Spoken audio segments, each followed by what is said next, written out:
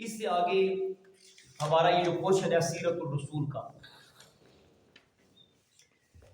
اس میں حضرت ابراہیم علیہ السلام اور حضرت اسماعیل علیہ السلام ان کی سرزمین مکہ پر آمد، اس کے ساتھ ساتھ حضرت ابراہیم آپ کی مکہ مکرمہ کی جانب ہجرت،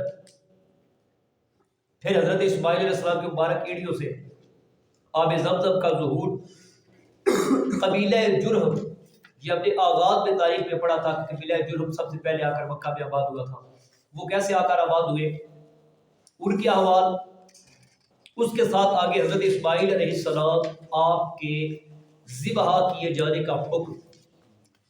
اچھا، یہ وہ کامن چیزیں ہیں جو تقریباً ہم نے اکثر و بیشتر واقعات کی صورت میں علماء کے خطبات سے یا تعلیمی نصاب کی کتابوں سے یہ ہم نے پڑھ رکھی ہے۔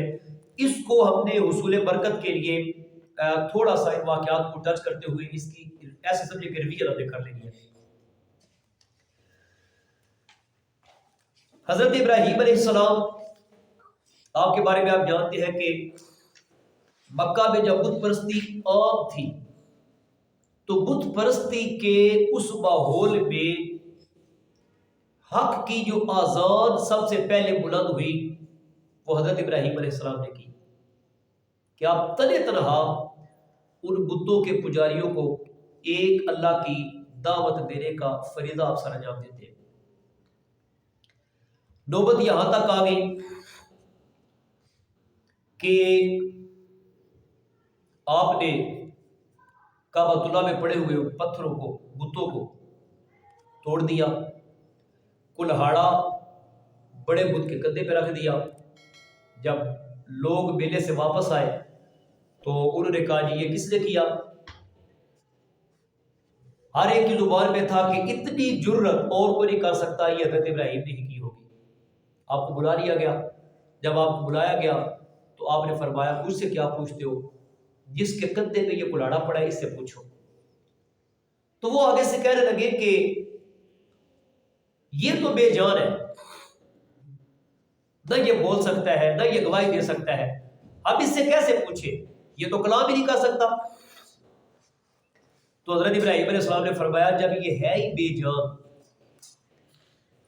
جو اپنے چھوٹے خداؤں کو نہیں بچا سکا وہ تمہیں کیا بچا سکتا ہے۔ اب یہ جب سارا ماجرا اور یہ کیفیت آئی تو اس دور کا جو بادشاہ تھا جسے نمرود تاریخ بتاتی ہے، اس نے آپ کو آگ میں جلائے جانے کا حکم دے دیا۔ اب آگ کو جلایا جاتا ہے، حضرت ابراہیم علیہ السلام کو آگ میں ڈالا جاتا ہے، اللہ کی امان سے آپ اس آگ سے سلامت واپس تشریف لے آتے ہیں۔ اب اتنے بڑے معجزہ کو دیکھنے کے باوجود نمرود اور اس کی قوم آپ پر ایمان نہیں لائی، کیونکہ ایمان کا تعلق ہے بندے کے نصیب اور مقدر کے ساتھ بھی۔ جن کو اللہ نے سعادت عطا کی، حبش کے جناب بلال، فارس کے جناب سلمان، خدمت میں آ کر نوکری اور چاکری کرتے ہیں، ادھر دیکھے اس کی اپنی مٹھی میں پتھر کنکر کلمہ پڑھتے ہیں، پھر بھی ایمان کی سعادت اسے نصیب نہیں ہو سکتی۔ اب نمرود نے، اس کے پیروکاروں نے اتنا بڑا معجزہ دیکھا کہ اتنی بڑی جلائی جانے والی آگ جس کی کئی ہزار میٹر بلندی سے کہتے ہیں اگر پرندہ بھی گزرتا تھا تو اس کی تپش کی وجہ سے جل کر اس میں گر جاتا تھا، اللہ نے امانت عطا فرمائی۔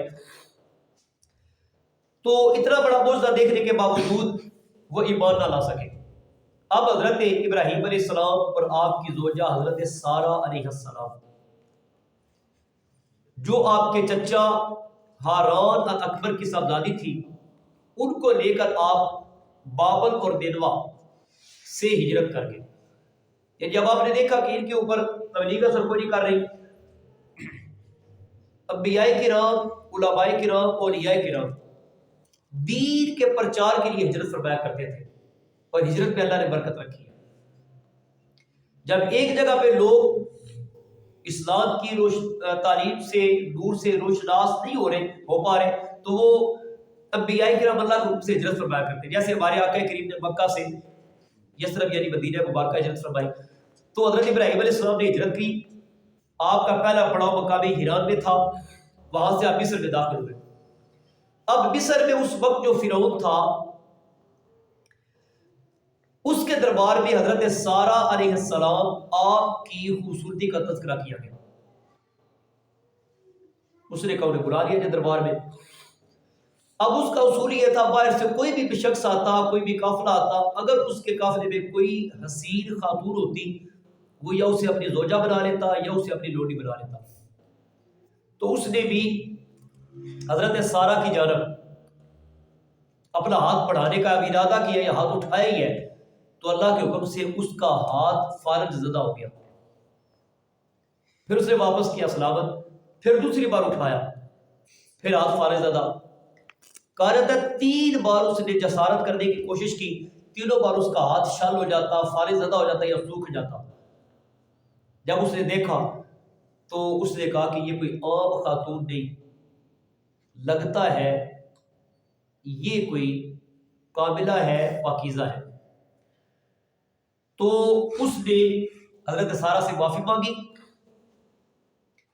حضرت سارہ نے اسے دعا کی, اللہم ان کان صادقا فاطلق یادہ, اے اللہ اگر یہ سچا ہے, یعنی اگر یہ اپنی غلطی پر نادم ہے اور یہ جو معافی مانگ رہے اس میں یہ سچا ہے, تو تو اس کے ہاتھ کو درست کر دے.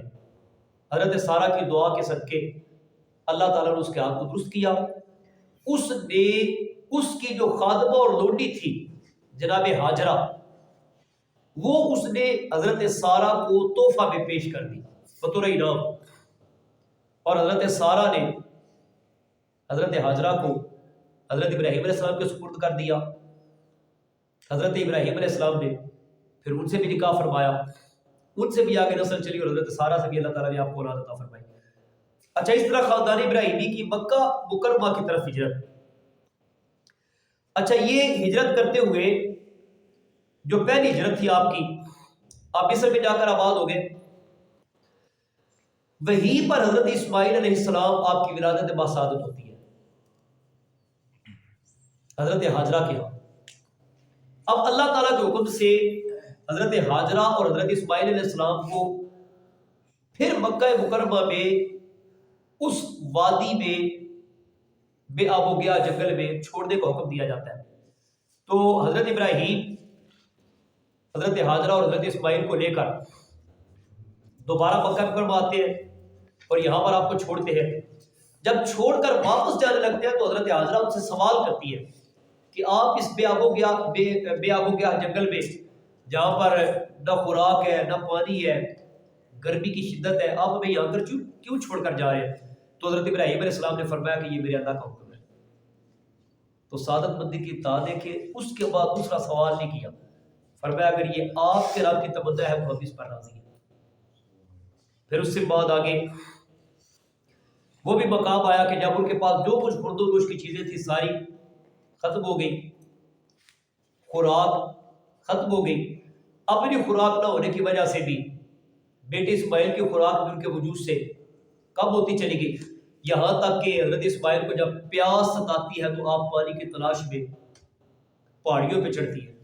ایک کا نام صفا ہے, دوسری کا نام مروہ ہے. اب پہاڑی پہ چڑھنے کا مقصد یہ تھا کہ پہاڑ پہ جاؤ گی تو ممکن ہے کہ دور سے کوئی چشمہ, کوئی پانی کی کا جوہڑ یا تالاب یا کوئی ایسی چیز نظر آئے, یا کوئی قافلہ نظر آئے جس سے پانی وغیرہ لیا جا سکے. تو والدہ تھی بے قراری کے عالم میں, آپ نے صفا و مروہ پھر مروہ و صفا 7 چکر کاٹے. جب 7واں چکر مکمل ہوتا ہے تو آپ کیا دیکھتی ہے؟ دور سے ایک نورانی شکل سفید رنگ کی نظر آئی جس نے حضرت اسماعیل پر سایہ کیا ہوا ہے. جب آپ واپس دوڑی تو واپس آ کر دیکھا ان کیڑیوں سے پانی بھی جاری ہے.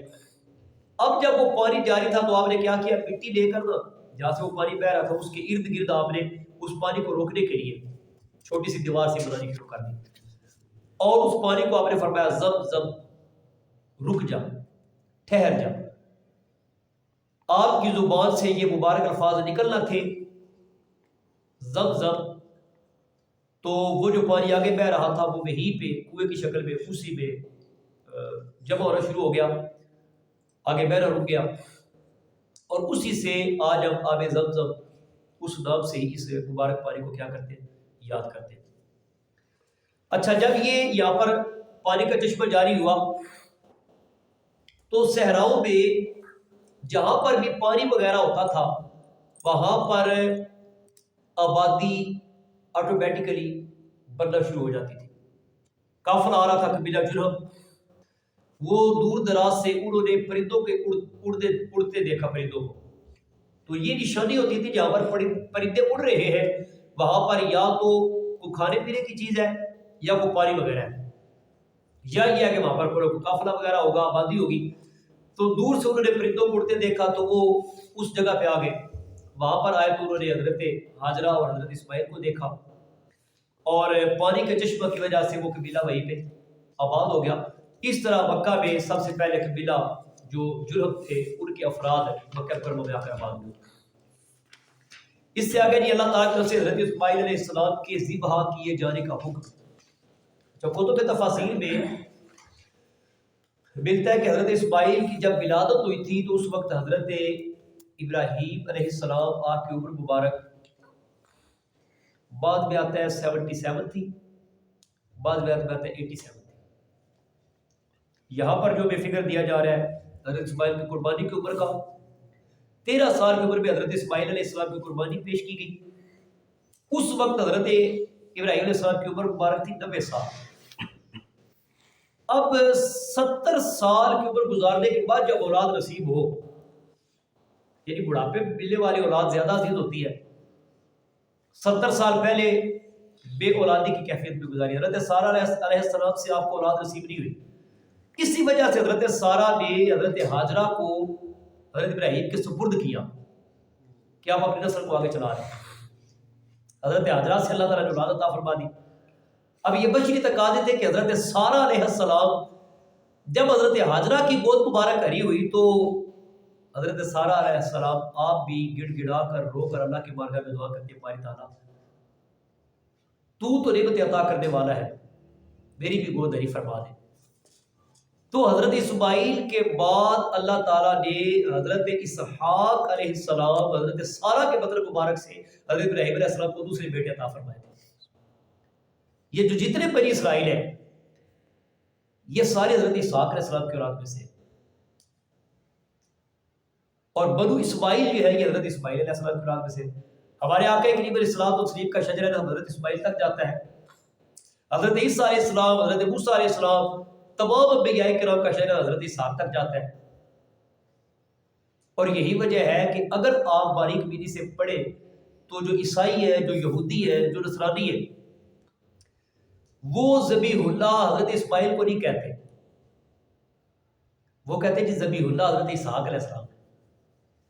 اچھا، اس کے پیچھے بھی مین وجہ ان کی یہ ہے کہ ان کے ذہن میں یہ بات تھی کہ ہم تو جد الانبیاء ہیں، انبیاء کی اولاد میں سے ہے، تو یہ جو ختم نبوت کا تاج ہے وہ بنو اسماعیل میں کیوں گیا؟ صرف ایک اس حسد کی وجہ سے وہ اس طرح کا اختلاف کرتے ہیں۔ حالانکہ حضرت اسماعیل علیہ السلام آپ ہی ذبیح اللہ ہے، آپ ہی حضرت ابراہیم علیہ السلام کی پہلی اولاد ہے، اور 13 سال کی عمر میں اللہ تعالیٰ نے خواب کے عالم میں آپ کو ارشاد فرمایا کہ اپنی پیاری چیز میرے راستے پہ قربان کیجیے۔ اونٹوں کا قربان کر دو، بکریوں کا ذبح کر دو، طرح طرح کی آپ نے چیزیں پیش فرمائی، لیکن وہ خواب پھر بھی آتا رہا۔ پھر آپ کو، چونکہ نبی کا خواب یہ نبوت کا حصہ ہوتا ہے، وحی کا حصہ ہوتا ہے، صالحین کا خواب القاء اور اشارہ کا حصہ ہوتا ہے۔ ہم جیسوں کے جو خواب ہے وہ بعض اوقات فقط وحی بھی ہوتا ہے، بعض اوقات اشارہ بھی آ جاتا ہے، تو خواب کی ایک حقیقت ہے۔ تو اس خواب میں ملنے والے حکم کو حضرت ابراہیم علیہ السلام نے اللہ تعالیٰ کے حکم پر سر تسلیم خم کرتے ہوئے، 13 سال کی عمر تھی حضرت اسماعیل علیہ السلام کی جب آپ نے قربانی پیش کی، اللہ تعالیٰ نے حضرت اسماعیل کی قربانی کے بدلے دمبے کی قربانی کو قبول فرما لیا۔ اس قربانی کے اگر واقعہ کو چھیڑا جائے تو ایک طویل نشست درکار ہے کہ کس طرح باپ اور بیٹا اسی نیاز مندی کا اظہار کر رہے تھے حضرت اقبال نے بڑے خوبصورت لہجے میں اس مضمون کو بیان فرمایا، یہ فیضان نظر تھا یا کہ مکتب کی کرامت تھی، سکھائے کس نے اسماعیل کو آداب فرزندی۔ کہ حضرت اسماعیل علیہ السلام اپنے والد کے نبی سے کہتے ہیں ابا جان آپ ایسا کریں میرے ہاتھ پیچھے باندھ لیں، میرے پاؤں ان پہ بھی رسی لگا لیں۔ بشری تقاضے کے پیش نظر شدت درد کی وجہ سے کہیں ایسا نہ ہو کہ جانے میں میرے ہاتھ اٹھے اور آپ کو تکلیف پہنچے، یا میرے پاؤں اور ٹانگیں ہلیں اور آپ کو گزد پہنچے۔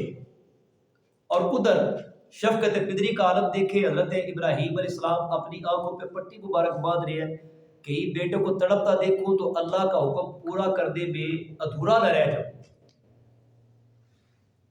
اب یہ راز و نیاز کی محبت ہے، بڑھاپے پہ ملنے والا بیٹا رب کے نام پہ قربان کر رہے ہیں تو اتنے اہتمام کے ساتھ قربان کر رہے ہیں، یقیناً اللہ کی رحمت، اللہ کی قدرت، اللہ کے فرشتے مسکرا رہے تھے۔